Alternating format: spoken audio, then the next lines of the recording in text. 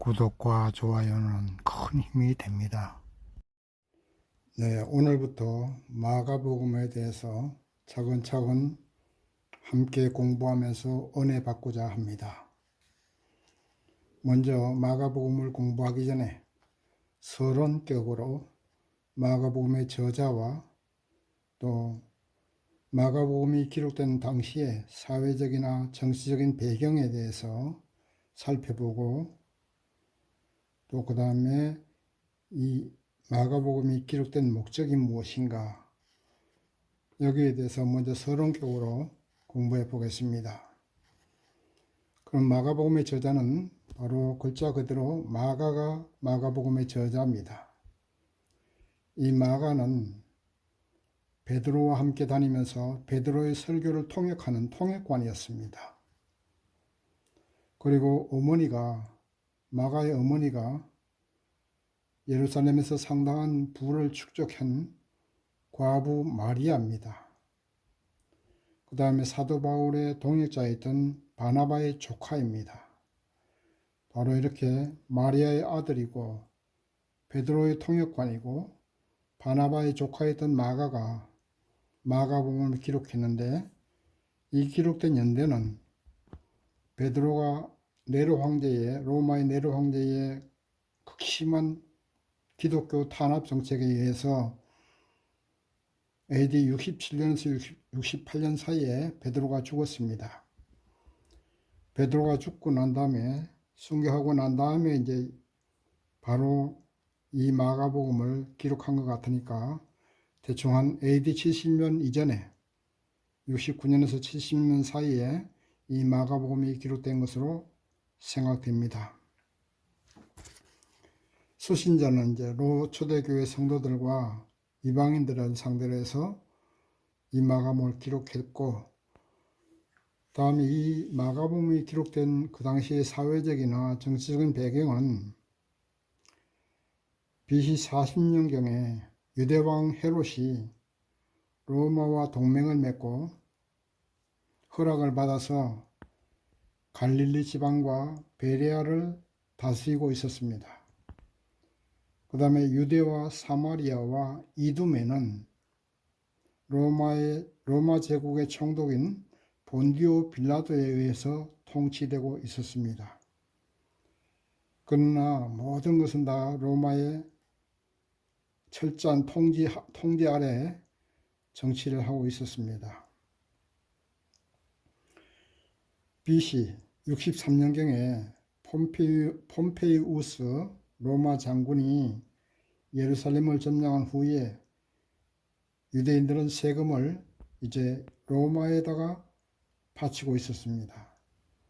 그래서 예수님 살아계실 때 바리새인들이 유대인들에게 무시당했던 이유가 세금을 거두어서 로마에게 주었기 때문에, 당시에 이 세금을 거두는 사람들이 상당히 무시를 받고 멸시를 받았던 것입니다. 다음에 예수님 당시 유대인들의 종교는 유대교였습니다. 유대교는 크게 세 가지로 나누는데, 세 가지 종류의 사람들이 있는데, 바리새파와 사두개파와 에셈파입니다. 이 바리새파는 대략 한 6천 명 정도 되었었는데, 이 바리새인들이 율법과 규칙을 회당에서 교육하는 데 전념했었습니다. 그 다음에 사두개파는 예수님 살아계실 당시에 주로 정치, 경제적으로 좀 수준 높은 그 사람들이 성전 예배에 전념하는 사람들이었습니다. 세 번째 에셈파는 금욕주의자들로서 흰옷을 입고 독신을 강조했습니다. 그리고 에셈파가 되기 위해서는 3년간의 견습기간을 거친 후에 서약하고 그 다음에 세례를 받음으로써 진정한 에셈파가 될 수 있었습니다. 이렇게 유대교는 세 가지 종파로 있었고, 당시 BC 586년에 솔로몬 성전이 파괴된 후에 예배와 율법 연구를 위해서 유대인들이 회당을 건립하기 시작했습니다. 그러다가 예수님 살아계실 그 당시에는 아주 회당이 많이 건설되었었어요. 여기저기 사방에 회당이 많이 생기게 되니까 그 회당에서 율법을 가르치기 위해서 율법 연구원들이 많이 생기게 되는데 그 율법 연구원들이 주로 바리새인들이었습니다.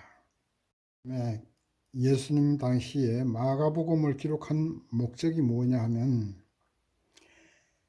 이 사복음서 가운데에 마태복음은 왕으로 오신 예수를 말씀하고 있고 마가복음 오늘 본문은 종으로 오신 예수님, 순환받으시는 예수님을 강조하고 있습니다. 그 다음에 누가복음은 인간 예수, 그 다음에 요한복음은 하나님의 아들로서의 예수를 강조하고 있습니다. 그래서 당시는 로마의 네로 황제가 기독교를 아주 극심하게 박해하고 탄압했던 시기입니다. 이럴 때에 베드로가 순교하고 초대교회 성도들이 두려워 떨고 있을 때에 이 마가복음을 기록함으로써 하나님의 종으로 오신 예수가 이 땅에 와서 하나님의 뜻대로 생활하시다가 하나님의 뜻을 다 이루고 십자가에 죽으시고 부활하셨으니 너희도 이제는 이 극심한 탄압에 두려워 떨지 말고 하나님의 아들 예수를 모셔드리고 담대하게 믿음 생활하라, 이런 의미에서 이 마가복음을 기록했던 것입니다. 자, 이 정도로 마가복음의 서론격으로 말씀을 드렸고 이제 오늘 본문 마가복음 1장 1절에서 14절까지는 복음의 시작이라는 제목으로서 말씀드리고자 합니다.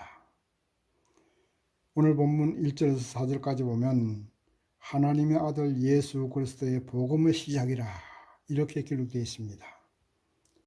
그리고 그 시작은 구약성경 이사야서의 40장 3절에서 예언된 그대로 예수께서 공생애를 시작하기 전에 세례 요한이 먼저 회개의 세례를 전파하는 것을 볼 수가 있습니다. 본문 3절에 보면 광야에 외치는 자의 소리가 있어 가로되 너희는 주의 길을 예비하라, 그의 첩경을 평탄케 하라 는 이사야의 말씀을 인용하면서 기록되어 있습니다. 여기서 예비하라는 말은 히브리어로 파나라는 말로 돌이키다는 뜻입니다. 죄의 길에서 돌이키고 사망의 길에서 돌이키고 두려움에 떠낸 길에서 돌이키라. 그렇게 하기 위해서는 예수 그리스도 그분을 너희의 마음속에 모셔드리라. 그러므로서 온전한 의인이 되라는 말씀입니다. 복음의 시작, 믿음의 시작은 회개에서 시작됩니다. 천국 백성의 증표는 회개의 눈물이고 회개의 고백입니다. 회개의 눈물과 고백이 없는 복음의 시작은 없습니다. 복음의 시작과 하나님의 자녀로서의 시작은 바로 회개의 눈물과 회개의 고백이, 그것이 바로 하나님의 아들로서의 시작이고 복음의 시작이라는 것입니다. 회개와 고백이 없는 것은 아직까지 하나님을, 예수 그리스도를 모셔드리지 않았고 천국 백성이 되지 못했다는 것을 말합니다. 은혜 받게 되면 회개의 눈물이 나오게 되어 있습니다. 그리고 은혜 받게 되면 내가 지은 죄를 하나님께 고백하게 되어 있습니다. 이런 고백과 회개가 있으므로 우리 각자의 복음의 시작이 있게 되는 것이고 천국 백성으로서의 삶이 시작되는 것이라는 사실을 믿으시기 바랍니다. 세례 요한은 예수님이 공생애를 시작하기 전에 먼저 회개의 세례를 베풀고 있습니다. 우리가 사극 같은 연속 사극 같은 걸 보면 이조시대 때나 이때 보면 왕이 행차할 때는 그 앞에서 반드시 물러거라, 임금님 행차시다, 아니면 물러거라, 영상대감 행차시다, 이런 식으로 말을 하지요. 바로 세례 요한이 그와 같은 임무를 감당하는 것입니다. 만왕의 왕 예수가 이 땅에 오셨으니 너희는 이제 회개하고 예수 그리스도를 믿고 그분을 마음속에 모셔드리고 따르고 믿으라고 외치는 것입니다. 세례 요한이 회개하라고 외친 그 목소리를 들으시고 오늘 저와 여러분도 회개하고 예수 그리스도를 모셔드려서 다시 한번 하나님의 아들로서의 삶이 시작되어야 될 줄 믿습니다. 두 번째, 복음의 시작은 겸손으로부터 시작됩니다. 본문 7절에 보면 그가 전파하여 가로되 나보다 능력 많으신 이가 내 뒤에 오시나니 나는 굽혀 그의 신들매 풀기도 감당치 못하겠노라 하고 라고 기록되어 있습니다. 신들매는 바로 신발끈을 말합니다. 그러므로 세례 요한은 자신을 예수님의 종도 되지 못할 만큼 아주 볼품없는 그야말로 미미한 존재라고 고백하고 있는 것입니다. 내 뒤에 오시는 이는 바로 예수님을 말씀하는 것이죠. 본문 5절 보면 유대와 예루살렘 사람이 다 세례 요한에게 세례받으러 요단강까지 와서 세례를 받았다고 기록되어 있습니다. 예루살렘에서 요단강까지는 그 거리가 자그마치 30km입니다. 60리 길입니다. 짧은 거리가 아니죠. 그 긴 거리, 그 먼 거리인데도 불구하고서 유대와 예루살렘에서 많은 사람들이 세례 요한에게 와서 세례를 받습니다. 이 정도 되면은 보통 사람 같으면 자기 도취에 빠져서 교만해질 수도 있습니다. 날마다 수많은 사람이 자신에게 와서 세례를 받게 되면 영웅심이 생기게 되는 것이죠. 그리고 우쭐합니다. 자기 잘난 줄 압니다. 그런데 세례 요한은 그렇지 않았습니다. 자신이 세계 역사의 주인공이 아니고 역사의 주인공은 예수님이시다. 나는 그 예수님의 신발끈 풀기도 감당치 못할, 정도 되지 못할 사람이다. 이렇게 자기 스스로를 겸손하게 말하고 있는 것입니다. 복음의 시작은 겸손입니다. 하나님께서 우리를 자녀 삼아 주신 것은 겸손하라는 말씀입니다. 우리가 하나님의 아들로서의 시작도 겸손입니다. 교만한 자는 하나님의 자녀가 되지 못합니다. 오늘 저와 여러분도 겸손해야 됩니다. 천국 백성의 시작은 겸손입니다. 항상 나보다 남을 낮게 여기고 어디를 가든지 예수님을 자랑해야 됩니다. 세례 요한처럼 나를 내세우면 안 됩니다. 예수님을 자랑하고 예수님을 높여야 됩니다. 교회 안에서 집사님이 되고 장로님도 되고 목사님도 되는 것은 더욱더 겸손해져서 예수 그리스도를 자랑하고 증거하라는 것이지 자기 교만하라고 한 것이 아닙니다. 이 땅에서 직책이 사장이 되고 국회의원이 되고 대통령이 되어도 예수님 앞에 겸손히 무릎 꿇고 순종해야 복음의 시작이 시작되는 것이고 구원의 시작이 되는 것입니다. 은혜의 시작이 바로 겸손에서 시작되는 것이고 축복의 시작도 겸손에서 시작되는 것이고 천국 백성으로서의 삶이 겸손에서 시작된다는 사실을 꼭 명심하시기 바랍니다. 세례 요한처럼 겸손하시기 바랍니다. 세례 요한처럼 예수님을 자랑하고 예수님을 나타내는 그러한 믿음 생활을 하시기를 진심으로 바랍니다. 세례 요한은 당시 네로 황제의 극심한 핍박 아래 놓여 있는 유대인들에게 두려움에 떨지 말고 겸손하게 예수님을 및 마음속에 모셔드려서 이겨내라는 의미로 자신에게 물세례만 받지 말고 예수께서 주시는 성령 세례를 받으라고 선포하고 있는 것입니다. 오늘 저와 여러분도 다시 한번 성령 세례를 받으셔서 이 땅의 모든 고난과 핍박을 다 이겨낼 수 있기를 바랍니다. 세 번째, 예수님의 세례의 의미에 대해서 공부해 보겠습니다.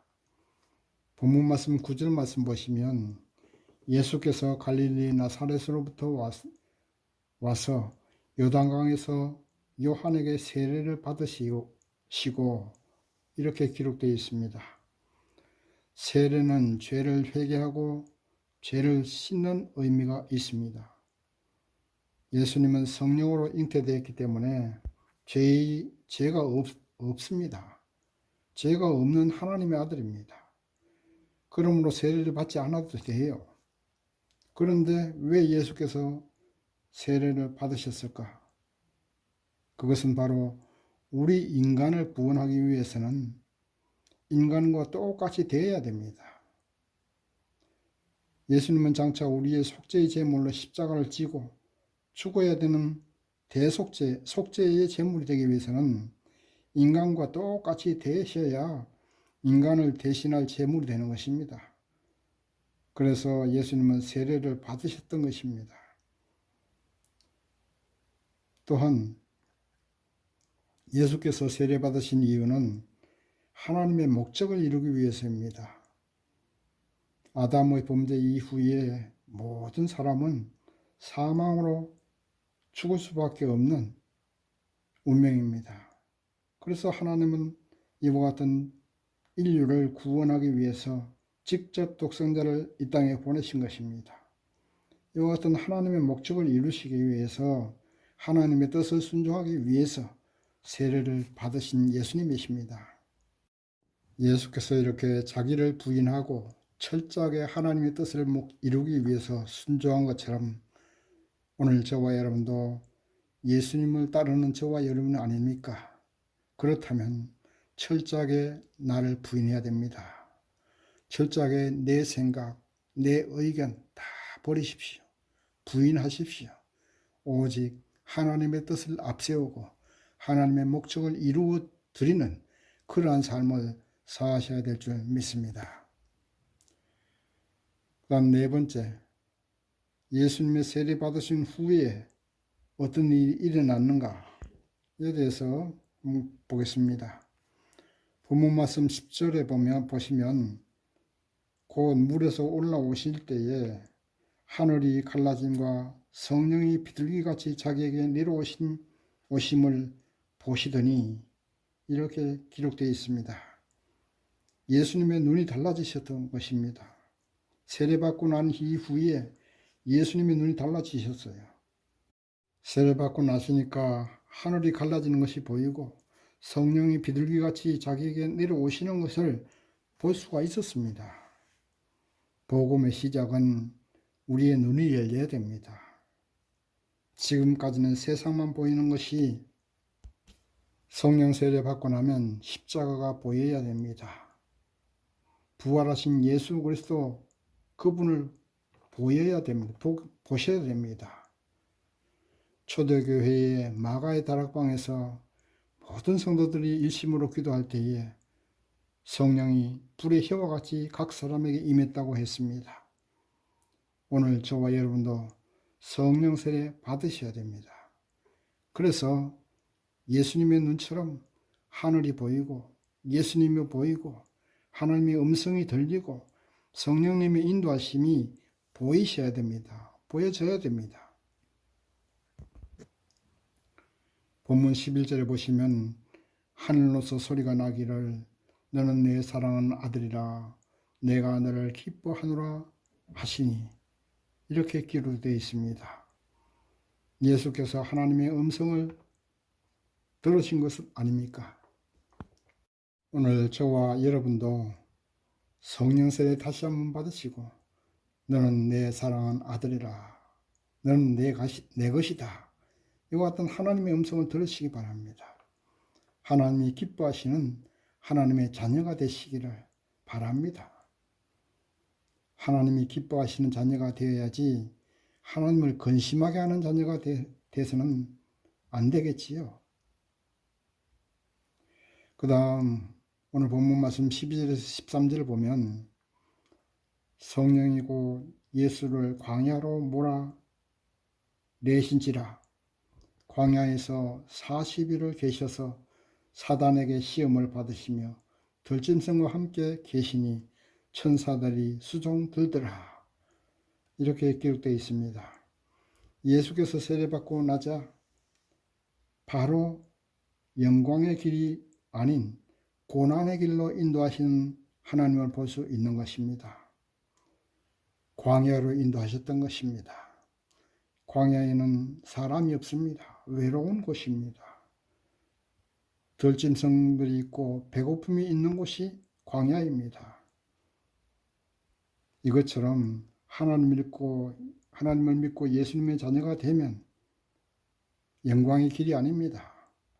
배고프고 외롭고 세상의 밑바닥 생활이 시작되는 것입니다. 사단의 시험이 시작되는 것입니다. 가장 낮고 비천한 자리로 가는 것이 복음의 시작입니다. 세상 영광과 이별하는 것이 복음의 시작입니다. 하나님의 아들로서의 시작입니다. 믿으시기 바랍니다. 그러나 또 그 길이는 천사가 수종 들고 있는 길이기도 합니다. 육체적으로 세상적으로는 외롭고 배고프고 비천한 자리로 가서 하나님의 시험을 받는 길이지만 그러나 하나님은 우리에게 천사를 보내시고 그 모든 과정을 이겨낼 수 있도록 도와주시는 것입니다. 믿으시기 바랍니다. 하나님 시험이 너무 힘든다고 고백하실 것이 아니라 시험을 받으시면 오히려 기뻐하시고 감사하십시오. 그 감사로 이겨내고 참아내야 됩니다. 그것이 천사의 수종을 받는 길이고 그것이 승리의 길입니다.